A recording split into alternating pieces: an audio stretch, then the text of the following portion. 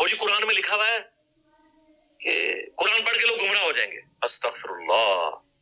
جس کا یہ عقیدہ ہے نا کہ قرآن کتاب گمراہی ہے وہ پکا کافر ہے. انہی قرآن میں ہے جی گدھے پہ کتابیں لاد دو تو کوئی وہ پڑھ تو صحیح گدھے تیرے بارے میں لکھا ہوا ہے. وہ موچی جو جوتیاں گانٹ رہا ہے اور آپ کے مشوروں کو اکوموڈیٹ کر رہا ہے وہ ان مولویوں سے بہتر ہے. کم از کم کتے کی طرح پڑھتا تو نہیں نا آگے سے. سما ٹی وی پر کتب آن لائن پروگرام میں ایک عالم صاحب نے کچھ لوگوں پر ایک مثبت انداز میں تنقید کی، اور تنقید ان لوگوں پر کی جو اپنی زندگی کا ایک زیادہ تر حصہ اپنے دنیاوی مشاغل میں، اپنی مصروفیات، دنیاوی کاروبار میں، اپنی ملازمت میں، اپنی جاب وغیرہ میں گزار دیتے ہیں، اور پھر اپنی 50-60 سال کی زندگی میں جب وہ ریٹائرڈ ہو کے اپنی ڈپارٹمنٹ سے آتے ہیں تو کچھ ادھر ادھر سے مسائل سیکھ لیتے ہیں، کچھ اردو کی کتابیں پڑھتے ہیں، اور پھر وہ اپنے طور پر اپنے آپ کو ایک مفسر قرآن اور ایک مفکر اسلام کی حیثیت سے شو کرنے کی کوشش کرتے ہیں، اور قرآن مجید اور دین کے مسائل کے حوالے سے پھر وہ اپنی رائے کو دخل دیتے ہیں اور کہتے ہیں کہ میرا نقطہ نظر اس میں یہ ہے، میں یہ کہتا ہوں، میرا خیال اس میں یہ ہے. تو اب ایسے لوگوں کی یقیناً تردید ہونی چاہیے، اور ان عالم صاحب نے ایک مثبت انداز میں ایسے لوگوں پر تنقید کی ہے. لیکن انہوں نے اپنی گفتگو کے دوران ایک جملہ جو ہم عام جرنل انداز میں بول دیتے ہیں کہ ڈاکٹرز اور انجینئرز اور ڈاکٹرز کے حوالے سے ایک جملہ عام جرنل ہم بول دیتے ہیں، انہوں نے یہ انجینئر کا لفظ اپنی گفتگو میں بول دیا، اور ساتھ اس کی یہ کنڈیشن بھی تھی، اور اس کے ساتھ انہوں نے یہ بھی بیان کیا کہ 50-60 سال کی عمر میں ریٹائرڈ ہونے کے بعد یہ بھی ساتھ بولا. اس کا مطلب یہ ہے کہ ان کا یہ اشارہ انجینئر محمد علی مرزا جیلمی کی طرف نہیں تھا، بلکہ ایک جرنلی انہوں نے ایک بات کی تھی.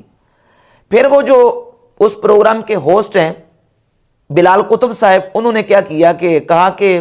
وہ انجینئر جس کو آپ کہہ رہے ہیں وہ 50-60 سال کا نہیں ہے، وہ تو ینگ ہے اور نوجوان ہے.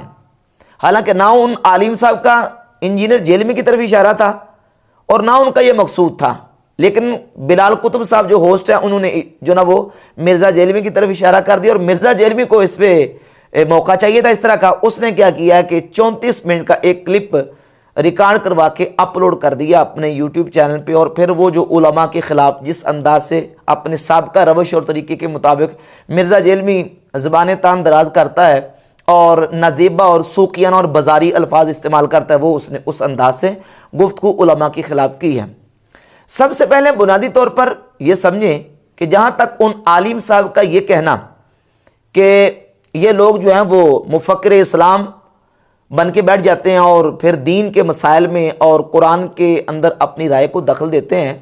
تو یقیناً اس بات کی تردید ہونی چاہیے، اور ہمارا دین بھی اس چیز کی تردید کرتا ہے کہ جو بندہ بنیادی طور پر عالم نہیں ہے، وہ اگر 2-4 مسائل سیکھ لیتا ہے، کچھ کتابیں اردو کی پڑھ لیتا ہے، تو اس کا مطلب یہ نہیں ہے کہ وہ قرآن کی تفسیر لکھنے بیٹھ جائے، یا یہ ہے کہ وہ لوگوں کو مفسر قرآن اور مفکر اسلام ہونے کی حیثیت سے وہ خود لوگوں کے سامنے جو نا وہ اپنا یہ سٹیٹس شو کرے. اس کی اسلام اجازت نہیں دیتا. جامع ترمذی میں 2950 اور 2951 اور مسند احمد ابن حنبل میں یہ حدیث موجود ہے، اور امام ترمذی نے اس کو حسن اور صحیح کہا ہے کہ نبی پاک صلی اللہ علیہ وآلہ وسلم نے ارشاد فرمایا، من قال فی القرآن بغیر علم فَلْيَتَبَوَّأْ مَقْعَدَهُ مِنَ النَّارِ. جس نے قرآن میں بغیر علم کے کوئی بات کی پس وہ اپنا ٹھکانہ جہنم میں بنا لے. اور دوسری حدیث ہے من قال فی القرآن برأیہ فَلْيَتَبَوَّأْ مَقْعَدَهُ مِنَ النَّارِ. جس نے قرآن میں اپنی رائے سے کوئی بات کی پس وہ اپنا ٹھکانہ جہنم میں بنا لے. تو قرآن مجید میں اپنی رائے کو دخل دینے کی اور اپنے اندیے کو اور یہ کہنا کہ میری سوچ یہ ہے یا میرا نقطہ نظر یہ ہے، اس طرح کی رائے دینے کی قرآن مجید میں اجازت نہیں ہے. ہمارا دین اس چیز کی نفی کرتا ہے. تو ان عالم صاحب نے جو کہا جو بالکل صحیح کہا. اب اسی حوالے سے مرزا جیلمی نے اپنی گفتگو کے دوران ایک بات کو موڑ کے دجل کا مظاہرہ کر کے یہ کہا، جی یہ جو علماء لوگ ہیں یہ کہتے ہیں جی کہ قرآن پڑھ کے بندہ گمراہ ہو جاتا ہے، اور جو یہ کہتا کہ قرآن کتاب گمراہی ہے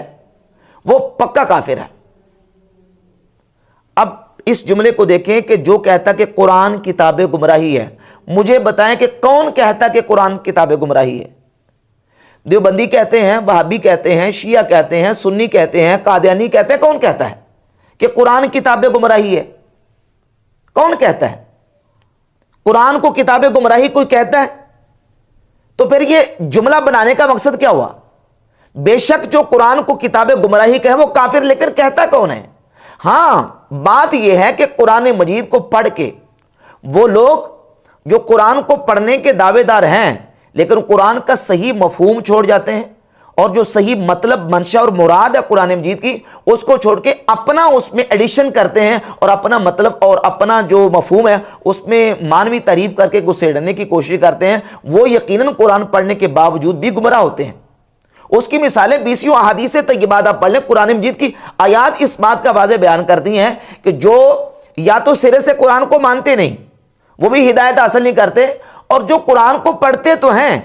لیکن پڑھ کے اس میں اپنی من مرضی کرتے ہیں، وہ بھی قرآن سے ہدایت حاصل نہیں کر سکتے۔ سب سے پہلے یہ دیکھیں کہ قرآن مجید میں اللہ رب العزت نے قرآن کی یہ شان بیان کی ہے، اور یہ آیت مرزا نے اپنی گفتگو میں بھی یہ آیت پڑھی ہے، سورۃ البقرہ کی آیت نمبر 185، ھدی للناس وبینات من الھدی والفرقان، کہ یہ کتاب انسانوں کے لیے ہدایت ہے۔ بے شک قرآن انسانوں کے لیے ہدایت ہے، اور یہ سورۃ البقرہ کی آیت نمبر 185 ہے، لیکن اس سے پہلے اسی سورۃ البقرہ کے بالکل آغاز اور شروع میں اللہ رب العزت نے قرآن کی یہ شان بیان کی ہے کہ ھدی للمتقین الذین یؤمنون بالغیب ویقیمون الصلاۃ ومما رزقناہم ینفقون، کہ یہ کتاب قرآن ہدایت ہے متقین کے لیے۔ اب دو آیتیں، آیت نمبر 185 اور بالکل شروع میں جو آیت ہے ھدی للمتقین، ھدی للناس، ھدی للمتقین، اب یہ دونوں آیتیں کیا نعوذ باللہ بظاہر آپس میں ٹکراتی ہیں؟ کیا ایک دوسرے کے اپوزٹ اور مخالف ہیں؟ کہ ایک جگہ پہ کہا جا رہا ہے کہ یہ انسانوں کے لیے ہدایت ہے اور دوسری جگہ پہ کہا جا رہا ہے کہ یہ متقین کے لیے ہدایت ہے؟ ٹکراتی نہیں ہے۔ تطبیق یہ ہے کہ قرآن مجید اللہ رب العزت نے نازل فرمایا، قرآن نازل تو تمام انسانوں کی ہدایت کے لیے ہوا ہے، لیکن اس سے ہدایت وہ حاصل کرتے ہیں جو متقین ہیں۔ متقی لوگ اس سے ہدایت حاصل کرتے ہیں، اور پھر ان کے اوصاف اللہ تبارک و تعالیٰ نے بیان کر دیے کہ یہ لوگ متقین ہیں جو غیب پر ایمان رکھتے ہیں، نماز قائم کرتے ہیں اور اللہ رب العزت کے دیے ہوئے رزق میں سے خرچ کرتے ہیں، اور پھر ان کی آگے اوصاف اور ان کی کوالٹیز بیان فرما دی۔ تو واضح ہوا کہ قرآن ہدایت کے لیے نازل ہوا، لیکن اس سے سارے ہدایت حاصل نہیں کرتے، بلکہ ہدایت وہ حاصل کرتے جو متقین ہیں۔ تو اب وہ جو سرے سے کافر ہیں وہ بھی قرآن مجید سے ہدایت حاصل نہیں کرتے، اور جو قرآن پڑھ کے اپنی من مرضی کرتے ہیں، باطل تعویلات کا سہارا لیتے ہیں، اور قرآن مجید کی جو صحیح تشریح اور صحیح تعویل ہے اور صحیح قرآن مجید کا مفہوم ہے اس کو چھوڑ جاتے ہیں۔ سورۃ آل عمران کی آیت نمبر 7 میں اللہ رب العزت نے قرآن مجید کے حوالے سے ارشاد فرمایا، هو الذی انزل علیک الکتاب، اے محبوب وہ ذات جس نے آپ پر کتاب نازل فرمائی، اس کتاب میں محکمات بھی ہیں، متشابہات بھی ہیں۔ جن لوگوں کے دلوں میں ٹیڑھ اور کجی ہوتی ہے وہ متشابہات کے پیچھے چلتے ہیں، قرآن پڑھتے ہیں لیکن قرآن کی متشابہات کے پیچھے چل پڑتے ہیں۔ صحیح بخاری اور صحیح مسلم میں متفق علیہ حدیث ہے، صحیح بخاری میں 4547 نمبر ہے کہ سیدہ عائشہ ام المومنین رضی اللہ تعالیٰ عنہ فرماتی ہیں نبی پاک صلی اللہ علیہ وآلہ وسلم نے یہ پوری سورہ آل عمران کی آیت نمبر 7 تلاوت کی، اور تلاوت کرنے کے بعد ارشاد فرمایا، اذا رأیتم الذین یتبعون ما تشابہ منہ، جب تم ایسے لوگوں کو دیکھو جو قرآن کی متشابہات کے پیچھے چلتے ہیں اور قرآن کی متشابہات کے پیچھے چل کے ان کو پڑھتے ہیں، تو فرمایا کہ اولئک الذین سمی اللہ، یہی لوگ ہیں جن کا اللہ نے ذکر کیا ہے، فاحذروہم، تم ان سے بچ کے رہنا، ان سے بچ کے رہو جو قرآن کی متشابہات کے پیچھے چلتے ہیں۔ تو اب قرآن پڑھتے ہیں لیکن متشابہات کے پیچھے چلتے ہیں، وہ بھی گمراہ ہوتے ہیں۔ قرآن کے متشابہات کے پیچھے چلنے والے کون ہیں؟ گمراہ ہیں۔ اور قرآن مجید کی سورۃ المائدہ کی آیت نمبر 68 میں اللہ رب العزت فرماتا ہے 78 نمبر آیت میں کہ وَلَيَزِيدَنَّ كَثِيرًا مِّنْهُمْ مَا أُنزِلَ إِلَيْكَ مِن رَبِّكَ طُغْيَانًا وَكُفْرًا، یقیناً اے محبوب جو آپ پر قرآن نازل کیا گیا، یہ قرآن ان میں سے بہت سے لوگوں کو سرکشی اور کفر میں اور زیادہ بڑھا دیتا ہے، سرکشی اور کفر میں اور زیادہ ان لوگوں کو بڑھا دیتا ہے۔ اب وہ قرآن مجید کے ذریعے سرکشی اور کفر میں بڑھنے والے کون لوگ ہیں؟ جو سرکشی اور کفر میں بڑھنے والے ہیں وہ کس طرح بڑھتے ہیں؟ وہ قرآن مجید کے ذریعے بڑھتے ہیں۔ تو اب وہ لوگ جو قرآن مجید کو یا سرے سے مانتے نہیں ہیں یا قرآن مجید پڑھتے ہیں لیکن وہ اپنی باطل تعبیرات کا سہارا لیتے ہیں، وہ قرآن پڑھنے کے باوجود بھی گمراہ ہوتے ہیں، انہیں ہدایت نہیں ملتی۔ اب احادیث طیبات کو آپ دیکھ لیں، درجنوں احادیث اس سلسلے میں موجود ہیں کہ نبی پاک صلی اللہ علیہ وآلہ وسلم نے گمراہ فرقوں کی نشانیاں اور علامات بیان فرمائی، بالخصوص فرقہ خوارج کی علامات اور نشانیوں میں صحیح بخاری، صحیح مسلم، سنن ابی داؤد اور حدیث کی تقریباً ہر کتاب میں یہ روایت موجود ہے کہ ان کی نشانی یہ ہے۔ صحیح بخاری میں 6930، 31، 32، 33 اور صحیح مسلم میں 2449 سے لے کر 2470 تک آپ احادیث کو اٹھا کر دیکھ لیں۔ نبی پاک صلی اللہ علیہ وسلم نے خوارج کی علامت اور نشانی یہ بیان فرمائی ہے کہ جب خارجی نکلیں گے فرقہ یہ پیدا ہوگا، یقرؤون القرآن، یہ قرآن پڑھیں گے، قرآن کی تلاوت کریں گے، اور صحیح مسلم میں 2452 نمبر ہے یتلون کتاب اللہ رتبا، 2452 اور 53 میں ہے یتلون کتاب اللہ لینا رتبن، وہ اللہ کی کتاب کو بڑا تر و تازہ انداز میں بڑے مزے سے پڑھیں گے۔ اور سنن ابی داؤد میں 4765 نمبر حدیث ہے یدعون الی کتاب اللہ، وہ خوارج لوگوں کو اللہ کی کتاب کی طرف بلائیں گے، گرنتھ کی طرف، وید کی طرف نہیں، کس کی طرف؟ یدعون الی کتاب اللہ، وہ کتاب اللہ کی طرف بلائیں گے، ولیسوا منہ فی شیء، لیکن کتاب اللہ کے ساتھ ان کا کوئی تعلق نہیں ہوگا۔ اب یہ کون ہے جو کتاب اللہ کی طرف بلانے والے ہیں؟ لیکن نبی پاک علیہ الصلوۃ والسلام نے فرمایا یمرقون من الدین مروق السهم من الرمیہ، لیکن وہ دین سے اس طرح نکل گئے ہوں گے جس طرح تیر شکار کو لے کے پار نکل جاتا ہے۔ کتاب اللہ کی طرف بلانے کے باوجود، یتلون کتاب اللہ، وہ اللہ کی کتاب کو پڑھیں گے، کتاب اللہ کو پڑھنے کے باوجود، یقرؤون القرآن، وہ قرآن کو پڑھیں گے، قرآن کو پڑھنے کے باوجود وہ دین سے کیسے نکل چکے ہوں گے؟ وہ دین سے کیسے ایسے نکل جائیں گے جیسے تیر شکار کو لے کے پار نکل جاتا ہے؟ تو ان میں خرابی کیا ہوگی؟ ان کا قصور کیا ہوگا؟ نعوذ باللہ، کیا یہ قصور ہوگا کہ وہ قرآن پڑھتے ہوں گے، وہ کتاب اللہ کو مزے سے پڑھیں گے؟ نعوذ باللہ، یہ قصور ہوگا؟ ان کا قصور یہ کتاب اللہ کو پڑھتے تو ہیں لیکن کتاب اللہ کو پڑھنے کے باوجود اس کی معنوی تعریف کرتے ہیں، اور جو اس کا صحیح مطلب ہے اس کے صحیح مطلب کو چھوڑ کے اپنا مطلب اس میں بیچ میں گھسیڑنے والے، وہ پڑھنے کے باوجود بھی گمراہ ہوتے ہیں، ہدایت حاصل نہیں کرتے۔ پھر اس کے علاوہ جتنے گمراہ فرقے ان کی اور نشانیاں، یہ کتابیں میں نے سامنے اس لیے رکھی ہیں تاکہ یہ کوئی مرزا جیلمی کی نقل کرنے کے لیے نہیں، صرف یہ بتانے کے لیے، مرزا کے جو فالورز ہیں ان کو بتانے کے لیے کہ یہ کتابیں مرزا نے سامنے رکھی ہیں، ان کتابوں کو پڑھو، اور ان کتابوں کے اندر جو حدیثیں لکھی ہیں وہ یہ چھپاتا ہے۔ یہ حدیث ہے مثال کے طور پہ صحیح مسلم کی، صحیح مسلم میں 93 نمبر روایت ہے کہ یحییٰ بن یامر تابعی کہتے ہیں کہ میں حضرت عبداللہ بن عمر رضی اللہ تعالیٰ کے سامنے گیا اور میں نے ان کے سامنے جا کے کہا کہ ہمارے علاقے میں کچھ ایسے لوگ ہیں کہ یقرؤون القرآن ویتفقرون العلم، وہ لوگ قرآن پڑھتے ہیں اور علم طلب کرتے ہیں، علم حاصل کرتے ہیں، علم کو طلب کرتے ہیں، قرآن پڑھتے ہیں۔ کیا کرتے ہیں؟ قرآن پڑھتے ہیں، علم کو طلب کرتے ہیں، لیکن اس کے باوجود وہ تقدیر کو نہیں مانتے، تقدیر کا انکار کرتے ہیں۔ تو سیدنا عبداللہ ابن عمر رضی اللہ تعالیٰ عنہ نے فرمایا کہ جاؤ ان سے جا کے کہہ دینا میں ان سے بری ہوں اور وہ مجھ سے بری ہیں۔ اسی طرح اسی صحیح مسلم میں حدیث نمبر 18 ہے کہ ایک وقت وہ آئے گا، سیدنا عبداللہ بن عمر رضی اللہ تعالیٰ عنہ فرماتے ہیں کہ آپ فرماتے ہیں کہ ان فی البحر شیاطین مسجونتن اوثقها سلیمان علیہ السلام، سمندروں میں کچھ ایسے شیاطین ہیں جن کو سلیمان علیہ السلام نے قید کیا ہوا ہے، یوشک ان تخرج فتقرأ علی الناس قرآنا، قریب ہے کہ وہ شیاطین نکلے اور نکل کے لوگوں پر قرآن کی تلاوت کرے، فتقرأ علی الناس قرآنا، وہ نکل کے کیا کریں گے؟ قرآن کی تلاوت کریں گے، شیطان قرآن پڑھیں گے آ کے۔ صحیح مسلم ہے، یہ مسلم شریف ہے، اور مسلم شریف کی روایت نمبر 18 ہے، سیدنا عبداللہ بن عمر رضی اللہ تعالیٰ فرماتے ہیں کہ وہ نکل کے کیا کریں گے؟ قرآن کی تلاوت کریں گے، شیطان قرآن کی تلاوت کریں گے۔ خوارج کی نشانی بیان کی گئی کہ خوارج جو ہیں وہ قرآن کی تلاوت کریں گے، قرآن پڑھیں گے، اور صحیح مسلم کی 93 نمبر حدیث میں ابھی گزرا کہ جو تقدیر کے منکر ہیں وہ قرآن پڑھتے ہیں اور علم طلب کرتے ہیں لیکن تقدیر کا انکار کرتے ہیں۔ یہ گمراہ فرقوں کی نشانی ہے۔ بڑے بڑے گمراہ فرقے انہوں نے قرآن مجید کی آیات پڑھ کے انہوں نے اپنے گمراہانہ اور کفری عقائد کو پھیلانے کی کوشش کی۔ مثال کے طور پہ ایک بہت بڑا فرقہ ماضی بعید میں گزرا جس کو فرقہ معتزلہ کہتے ہیں، اب فرقہ معتزلہ کے جو عقائد تھے وہ نہایت کفریہ ان کے عقائد تھے، گمراہانہ اور کفری عقائد بھی تھے ان کے۔ مثال کے طور پہ ان کا بڑا جو کفری عقیدہ تھا وہ یہ تھا کہ وہ قرآن مجید کو اللہ کی مخلوق کہتے تھے، جبکہ قرآن مجید اللہ رب العزت کا کلام ہے اور کلام متکلم کی صفت ہے، تو قرآن مجید اللہ رب العزت کی صفت ازلی ہے، یہ اللہ کی مخلوق نہیں ہے، لیکن وہ اللہ کی مخلوق کہتے تھے اور دلیل قرآن سے،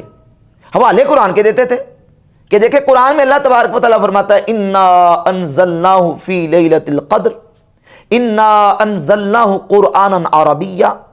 ہم نے قرآن کو لیلۃ القدر میں نازل کیا، ہم نے قرآن کو عربی میں نازل کیا۔ تو جس کو اللہ نازل کر رہے وہ اللہ کی مخلوق ہے، چونکہ اللہ کا نازل کرتا ہے۔ لوگوں سے پوچھتے تھے کہ بتاؤ کہ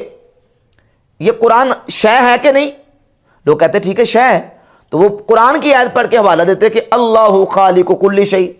اللہ ہر شے کا خالق ہے، لہذا اللہ قرآن کا بھی خالق ہے، لہذا قرآن اللہ کی مخلوق ہے۔ اسی طرح معتزلہ کے جو عقائد ہیں ان میں سے ایک عقیدہ ان کا یہ تھا کہ اللہ رب العزت کو دنیا اور آخرت میں کوئی نہیں دیکھ سکتا، نہ دنیا میں دیکھ سکتا ہے نہ آخرت میں جنت میں کوئی دیکھ سکتا ہے، نہ جنت میں نہ دنیا میں۔ حالانکہ مسلمانوں کا عقیدہ ہے کہ جنت میں اہل ایمان کو اللہ رب العزت اپنا دیدار کروائے گا اور اہل ایمان اللہ رب العزت کو جنت میں دیکھیں گے، لیکن معتزلہ کہتے تھے کہ نہ دنیا میں نہ جنت میں، اور قرآن مجید کی آیت کا سہارا لیتے تھے۔ سورۃ الانعام کی آیت نمبر 103 لا تدرکہ الابصار وہو یدرک الابصار، یہ قرآن کی آیت ہے۔ وہ کہتے ہیں کہ آنکھیں اس کا ادراک نہیں کر سکتی، وہ آنکھوں کا ادراک کرتا ہے، لہذا معلوم ہوا کہ آنکھیں جب اس کا ادراک نہیں کر سکتی تو نہ دنیا میں نہ جنت میں کوئی اس کو دیکھ ہی نہیں سکتا۔ عقیدہ بنا کے دلیل قرآن سے پیش کر رہے ہیں۔ اور اس طرح کے معتزلہ کا ایک عقیدہ ہے کہ وہ کہتے ہیں کہ اللہ رب العزت پر واجب ہے کہ وہ اپنی مخلوق کے اوپر رحمت کرے، یہ اللہ پر واجب ہے۔ اچھا تو دلیل کہتے ہیں دلیل سورۃ الانعام کی آیت نمبر 12 ہے، اللہ فرماتا ہے کتب علی نفسہ الرحمہ، کہ اللہ نے اپنی ذات پر رحمت کو واجب کر لیا۔ سورۃ الروم کی آیت نمبر 47 میں فرماتا ہے وَقَانَ حَقًّا عَلَيْنَا نَصْرُ الْمُؤْمِنِينَ، ہمارے اوپر حق ہے، واجب ہے کہ ہم ایمان والوں کی مدد کریں۔ انہی آیات سے وہ اپنا باطل عقیدہ نکالنے کی کوشش کرتے تھے۔ الغرض بیسیوں اس طرح کے دلائل اور بیسیوں اس طرح کی احادیث اور روایات اور واقعات پیش کیے جا سکتے ہیں جس سے یہ بات بالکل واضح ہوتی ہے کہ گمراہ فرقے جو ہیں وہ بھی قرآن ہی کا سہارا لیتے تھے، لیکن جو اس کا صحیح مطلب تھا اس مطلب کو وہ نہیں لیتے تھے، بلکہ اپنا اس میں جو مانوی تحریف کر کے غلط مطلب اور غلط مفہوم اس میں پیدا کرنے کی کوشش کرتے تھے۔ اب اس کے علاوہ آپ دیکھ لیں کہ بہت ساری اور واقعات اور روایت پیش کی جا سکتی ہیں جس سے یہ بات واضح ہوتی ہے کہ جو گمراہ فرقے ہیں انہوں نے اپنا مستدل قرآن ہی کو بنانے کی کوشش کی، لیکن قرآن پڑھنے کے باوجود وہ ہدایت حاصل نہیں کر سکے کیونکہ اس کا مفہوم غلط لیا۔ تو اب یہ جو کہا جاتا ہے کہ قرآن پڑھ کے لوگ گمراہ ہوتے ہیں، یہ گمراہ وہ لوگ ہوتے ہیں کہ جو قرآن مجید کا صحیح مفہوم تسلیم کرنے کے لیے تیار نہیں بلکہ اپنی ذاتی رائے کو اس میں دخل دیتے ہیں۔ آج ہمارے حالیہ جو دور ہے اس میں دیکھ لیں، کراچی کا محمد شیخ محمد جسے محمد شیخ کہتے ہیں، اب اس کے نظریات اور عقائد دیکھ لیں۔ اب اس کا عقیدہ وہ کہتا ہے جی میں صرف اور صرف کتاب کو قرآن کو مانتا ہوں اور قرآن کے علاوہ باقی کسی کتاب کو ماننے کے لیے تیار نہیں ہوں میں۔ اب مجھے بتائیں کہ اب وہ جو قرآن مجید کے حوالے سے جو عقیدہ رکھتا ہے کسی مسلمان کا وہ عقیدہ ہے جو شیخ محمد کا عقیدہ ہے، محمد شیخ کا؟ نہیں، ہرگز نہیں۔ تو دعویٰ تو وہ قرآن کا کر رہے ہیں۔ اور مرزا کا جو بابا ہے جوید احمد غامدی، نبی کریم علیہ السلام کی تمام نبیوں پر فضیلت کا منکر ہے، دلیل قرآن پاک سے پیش کر رہا ہے۔ نبی کریم علیہ السلام کے معراج جسمانی کا منکر ہے، دلیل قرآن سے پیش کر رہا ہے۔ عیسیٰ علیہ السلام کے نزول کا منکر ہے، دلیل قرآن سے پیش کر رہا ہے۔ مرتد کی سزا کے قتل ہونے کا منکر ہے، دلیل قرآن سے پیش کر رہا ہے، حوالے قرآن سے پیش کر رہا ہے۔ تو اب یہ جو چاروں میں نے 4 باتیں آپ کے سامنے گروائی ہیں، مجھے بتائیں کہ یہ امت کا عقیدہ نہیں ہے، امت کا نظریہ نہیں ہے، اور قرآن و حدیث سے ہم یہ عقیدہ اور نظریہ نہیں رکھتے، لیکن اس کے باوجود اس کے برعکس، اس کے برخلاف جوید احمد غامدی اس کے بالکل برعکس قرآن پاک کے حوالے پیش کر کے وہ اپنے جو ہے نا باطل عقائد و نظریات اس کو پروموٹ کرنے کی کوشش کر رہا ہے۔ تو اس طرح کے لوگ جو ہیں وہ قرآن پاک پڑھنے کے باوجود اپنا جو ہے نا اس کا مفہوم بگاڑ کے اپنا مطلب لے کے گمراہ ہوتے ہیں، اور ایسے لوگ قرآن سے ہدایت حاصل نہیں کرتے بلکہ گمراہ ہوتے ہیں۔ اس کے علاوہ اسی گفتگو میں مرزا نے کیا کیا ہے کہ مرزا جلیل نے یہ بات بھی کی ہے جی کہ صحیح بخاری میں تو حدیث موجود ہے کہ نبی علیہ الصلوۃ والسلام کی بارگاہ میں ابو ہریرہ آئے تھے اور آ کے نبی علیہ الصلوۃ والسلام کی بارگاہ میں عرض کی تھی کہ حضور مجھے میرا جو چور تھا اس نے یہ وظیفہ بتایا کہ تم آیت الکرسی پڑھ لیا کرو اور اس کی وجہ سے تمہارے مال کی حفاظت رہے گی۔ تو دیکھو نا جی، کہتا ہے جی کہ اچھی بات تو شیطان بھی کرے تو اسے لے لینی چاہیے، اچھی بات تو شیطان بھی کرے اس سے لے لینی چاہیے۔ یعنی یہ مرزا جلمی صاحب درس دینا چاہ رہے ہیں کہ آپ شیطانوں سے یا جو ہے وہ گمراہ قسم کے لوگ ہیں، کفری عقائد رکھنے والے لوگ ہیں، ان سے بھی آپ اپنا دین سیکھ سکتے ہیں۔ کیا اس واقعے سے یہ اخذ ہوتا ہے، یہ ثابت ہوتا ہے؟ یا حضرت ابو ہریرہ رضی اللہ تعالیٰ عنہ جو ہے وہ شیطان کے پاس کوئی درس قرآن لینے گئے تھے، درس حدیث سننے کے لیے گئے تھے، کو قرآن کی کلاس اٹینڈ کرنے کے لیے گئے تھے؟ نہیں، وہ تو اتفاقاً شیطان آیا بیس بدل کے، روح بدل کے، 3 مرتبہ چور کی شکل اور صورت بنا کے، اور تیسرے دن جب حضرت ابو ہریرہ رضی اللہ تعالیٰ نے شیطان کو پکڑ لیا تو اس نے کہا کہ مجھے چھوڑ دو، میں اس کے بدلے میں تمہیں یہ وظیفہ بتا دیتا ہوں۔ اور پھر بھی ابو ہریرہ رضی اللہ تعالیٰ نے اس کے کہنے پر عمل شروع نہیں کر لیا، بلکہ حضرت ابو ہریرہ رضی اللہ تعالیٰ نے کیا کیا کہ وہ واقعہ نبی پاک علیہ الصلوۃ والسلام کی بارگاہ اقدس میں آ کے بتایا۔ جب تک نبی کریم علیہ الصلوۃ والسلام نے تصدیق نہیں کی، حضرت ابو ہریرہ رضی اللہ تعالیٰ نے اس کی بات کو سچا نہیں جانا۔ حضور نے تصدیق کی ہے تو پھر سیدنا ابو ہریرہ رضی اللہ تعالیٰ عنہ جو ہے اس بات پر ان کا یقین مزید پختہ، یقین جو ہے وہ پختہ ہوا۔ تو اس کے ساتھ ایک اور مرزا نے دوسری روایت کا حوالہ پیش کیا ہے، یہ جو مشکات کے اندر ہے، 218 نمبر روایت اور 217 نمبر روایت، بالخصوص 216 نمبر جو روایت ہے نا، الحکمت کلمۃ الحکمت دالۃ الحکیم، کہ حکمت کا کلمہ یہ حکیم کی گمشدہ میراث ہے، اس کو جہاں سے یہ ملے اس کو وہاں سے لے لینا چاہیے۔ اس حدیث کا، اس روایت کا سہارا لے کے تو اس سے یہ مفہوم نکالا کہ دین کہاں سے بھی سیکھا جا سکتا ہے، جہاں سے آپ کو دین کی بات ملتی ہے آپ اس کو لے سکتے ہیں۔ پہلی بات تو یہ ہے کہ مرزا کے بابا زبیر علی زئی نے اسی روایت کے نیچے یہ لکھا ہے کہ یہ روایت جو ہے وہ سند کے اعتبار سے ضعیف ہے، اس میں ابراہیم بن فضل المخزومی جو راوی ہے متروک ہے، اور جو اس کی سپورٹ میں روایت سیدنا عبداللہ ابن عباس رضی اللہ تعالیٰ عنہ سے خرائطی کی مساوی الاخلاق کتابیں موجود ہے، اس روایت کا بھی سہارا لے کے مرزا نے کہا جی چونکہ اس کی سپورٹ میں ابن عباس رضی اللہ تعالیٰ سے موقوفاً روایت آ چکی ہے، لہذا یہ روایت جو ہے نا یہ اس کی سپورٹ موقوف روایت مرفوع کی کرتی ہے۔ اور وہ جو موقوف روایت ہے وہ کیا ہے؟ وہ یہ ہے کہ عبداللہ ابن عباس رضی اللہ تعالیٰ فرماتے ہیں کہ خذ الحکمت ممن سمعتها، حکمت کو لے لو جہاں سے تم اس کو سنو،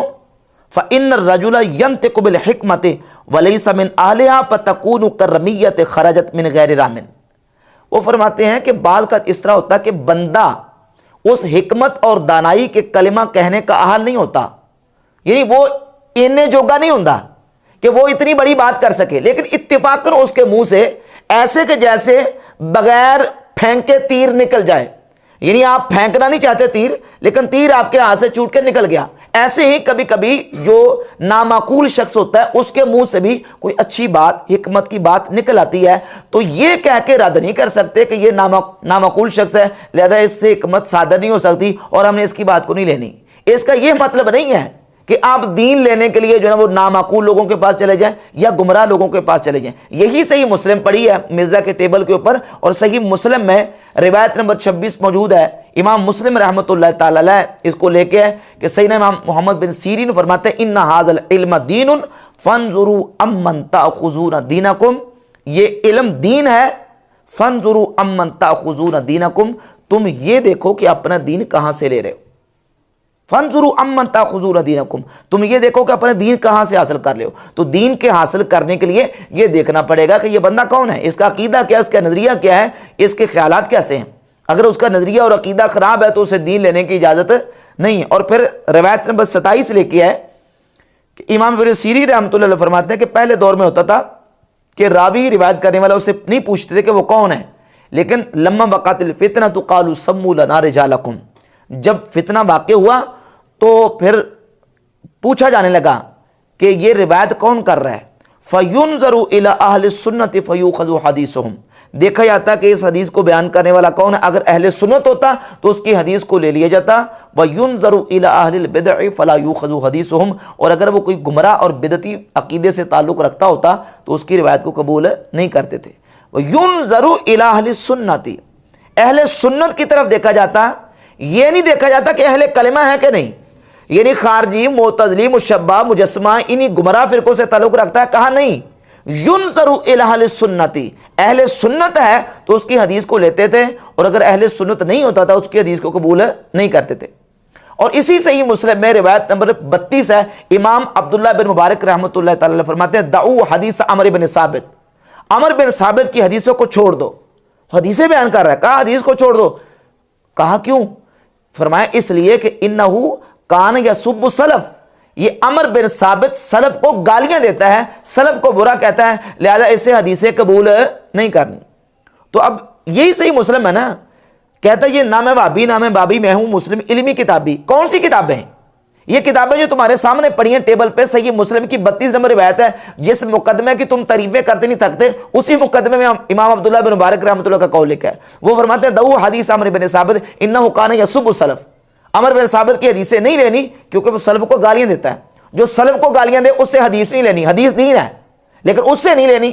جو سلف کو گالیاں دے اس سے حدیث نہیں لینی. اور جو حضور کے صحابہ پر تبرہ کرے, جو صحابہ پر تانو تشریح کرے اور تنقید کرے, اس سے ہم دین کیسے لیں گے اور عوام کو کیسے کہیں گے کہ ایسے شخص سے دین لینا جو ہے وہ درست ہے. اور پھر وہ جو نا وہ اس کی اپنی علمی حالت یہ ہے کہ وہ بیچارہ دائیں بائیں سے چیزیں اردو کی لے کے تو وہ اکٹھی کر کے شروع ہو جاتا ہے. تو لہٰذا یہ ہے کہ یہ چیزیں بالکل اپنی جگہ پہ بحمد تعالیٰ دلائل کے ساتھ ہم نے پہلے اپنے بیانات میں واضح کر دی ہیں کہ دین جب لینا ہے تو دین لینے کے لیے ہم نے دیکھنا ہے کہ دین دینے والا کون ہے. اسی گفتگو میں مرزا نے یہ بات بھی کی ہے جی کہ ڈگریاں تو بڑی دور کی بات ہے, یہ تو ایک دوسرے کا ایمان نہیں مانتے, ایک دوسرے کو جو نا وہ مسلمان نہیں سمجھتے, ایک دوسرے کا ایمان نہیں مانتے. اور پھر چند فتاوے جس میں سے فتاوی حسام الحرمین جو ہے اس کا حوالہ دے دیا. دیکھیں جی مولانا احمد رضا بریلوی نے حسام الحرمین میں دیوبندیوں کے خلاف یہ فتوے دے دیے, دیوبندی علماء کے خلاف یہ فتوے دیے. تو مرزا صاحب اگر امام احمد رضا بریلوی رحمۃ اللہ علیہ نے یہ فتوے دیے ہیں تو ایسے فتوے تو امام بخاری نے بھی دیے ہیں. مثال کے طور پہ یہ کتاب امام بخاری کی ہے خلق و افعال العباد, اس میں صفحہ نمبر 11 اور رقم نمبر اس کا 40 ہے. امام بخاری رحمۃ اللہ علیہ نے مرزا جیلمی کے بڑے بھائیوں کے بارے میں یہ فیصلہ دیا ہے. وہ کہتے ہیں ما ابالی صلیت خلف الجہمی الرافضی ام صلیت خلف الیہود والنصارى. امام بخاری کہتے ہیں مجھے کوئی پرواہ نہیں ہے, میں برابر سمجھتا ہوں میں رافضیوں کے پیچھے نماز پڑھوں, جہمیوں کے پیچھے نماز پڑھوں, یا کسی یہودی یا عیسائی کے پیچھے نماز پڑھوں. جہمیوں اور رافضیوں کو امام بخاری نے یہودیوں اور عیسائیوں کے ساتھ ملا دیا ہے. اور وہ کہتے ہیں کہ مجھے کوئی پرواہ نہیں کہ میں جہمی رافضیوں کے پیچھے نماز پڑھوں یا یہودیوں اور عیسائیوں کے پیچھے نماز پڑھوں. ولا یسلم علیہم, کہتے ہیں رافضیوں کو سلام بھی نہ کیے جائے, ولا یعادون, اور ان کی عیادت بھی نہ کی جائے اگر وہ بیمار ہو جائیں, ولا یناکحون, اور ان کے ساتھ نکاح بھی نہ کیا جائے, ولا یشہدون, اور ان کے جنازوں میں حاضر نہ ہوا جائے, ولا توکل ذبائحہم, اور امام بخاری فرماتے ہیں کہ ان کا ذبح کیا ہوا جانور حلال نہیں ہے, ان کا ذبیحہ بھی نہ کھایا جائے. یہ رافضیوں کے بارے میں امام بخاری رحمۃ اللہ کا فتویٰ ہے. امام احمد رضا بریلوی کے جو فتوے ہیں حسام الرحمن میں, اس کو یہ کہتا ہے طوفانی فتوے, اور امام بخاری کے جو ہیں فتوے یہ کیا ہیں, یہ طوفانی فتوے نہیں. اور ایک اور فتویٰ میں آپ کے سامنے صحیح بخاری کے حوالے سے رکھ دیتا ہوں, اور وہ فتویٰ خود امام بخاری نے نقل کیا اور رسول اللہ صلی اللہ علیہ وآلہ وسلم کا فتویٰ ہے. صحیح بخاری میں 6930 نمبر حدیث ہے کہ نبی پاک صلی اللہ علیہ وآلہ وسلم نے خوارج کی علامات اور نشانیاں بیان کرنے کے بعد ارشاد فرمایا اینما لقیتموہم فاقتلوہم. یہ صحیح بخاری ہے, نکالیں جو مرزا کے ٹیبل کے اوپر رکھی ہوئی ہے, صحیح بخاری 6930. نبی کریم علیہ الصلوۃ والسلام کا فتویٰ امام بخاری رحمۃ اللہ علیہ بیان کر رہے ہیں کہ اللہ کے رسول علیہ الصلوۃ والسلام نے فرمایا یہ جو خوارج ہیں یہ قرآن پڑھیں گے, حدیثیں پڑھیں گے, نمازیں تم سے زیادہ پڑھیں گے, روزے تم سے زیادہ رکھیں گے, اور نیک اعمال تم سے زیادہ کریں گے. اینما لقیتموہم فاقتلوہم, تم جہاں بھی ان کو پاؤ قتل کر ڈالو. یہ صحیح بخاری کے اندر فتویٰ موجود ہے. اور صحیح بخاری میں 3017 نمبر حدیث ہے من بدل دینہ فاقتلوہ, جو اپنے دین کو بدل دے اس کو قتل کر دو. یہ صحیح بخاری کے اندر اللہ کے رسول صلی اللہ علیہ وسلم کا فتویٰ موجود ہے. دیکھیں دین کا جو عالم ہے، یہ مفتی ہے، اس نے ایک جو شرعی تقاضا ہے اس نے اپنے شرعی تقاضوں کو پورا کرنا ہوتا ہے۔ اب یہ مرزا جو ہے وہ فتاووں کو لے کے پھر ان کو ہٹ کرتا ہے، پھر ان کے اوپر ٹھٹے کرتا ہے اور مذاق کرتا ہے۔ اب اگر اسی طریقے سے باتیں کرنی ہیں اور جو شرعی فتویٰ، کیا تم نہیں یہ مانتے کہ جو شخص نبی کریم علیہ الصلوۃ والسلام کی گستاخی کرے وہ شخص دائرہ اسلام سے خارج ہے؟ بالکل خارج ہے۔ اور جو اس کو گستاخی رسول کرنے کے باوجود بھی مسلمان مانے، وہ خود مسلمان ہی رہتا۔ اور یہی اعلیٰ امام حمزہ بریلوی رحمۃ اللہ علیہ نے ان لوگوں کے بارے میں فتویٰ دیا ہے جنہوں نے اپنی کتابوں میں نبی کریم علیہ الصلوۃ والسلام کی گستاخی اور حضور کی توہین کی ہے، اور ان کا فتویٰ بالکل بجا ہے۔ جہاں تک بات رہ گئی کسی کو قتل کرنے کی یا کسی کو سزائے قتل اس پر جاری کرنے کی، تو خود امام احمد رضا بریلوی رحمۃ اللہ علیہ نے اب اسی کتاب حسام الحرمین کے صفحہ نمبر 103 پر لکھا ہے کہ حدود کو اور سزاؤں کو نافذ کرنا یہ عام شہری کے لیے درست نہیں ہے، بلکہ یہ حاکم وقت کا کام ہے کہ وہ حدود الہیہ کو نافذ کرے۔ جس طرح صحیح بخاری میں حدیث ہے 3017، من بدل دینہ فاقتلوہ، جو اپنے دین کو بدل دے اس کو قتل کر دو، یہ حکم حاکم کے لیے ہے۔ اینما لقیتموہم فاقتلوہم، جہاں تم خوارج کو پاؤ ان کو قتل کر دو، یہ وقت کے حکمران کے لیے ہے۔ تو اسی طریقے سے گستاخ رسول اور توہین رسالت کے مرتکب کے لیے جو سزا ہے اس سزا کو نافذ کرنا بھی حاکم وقت کے لیے ہے۔ ہمارے علماء نے یا اکابرین نے بالخصوص اعلیٰ رحمۃ اللہ علیہ نے حسام الحرمین میں اس بات کو صفحہ نمبر 103 پہ واضح طور پہ جو نا وہ دو ٹوک انداز میں صاف کر کے لکھ دیا ہے۔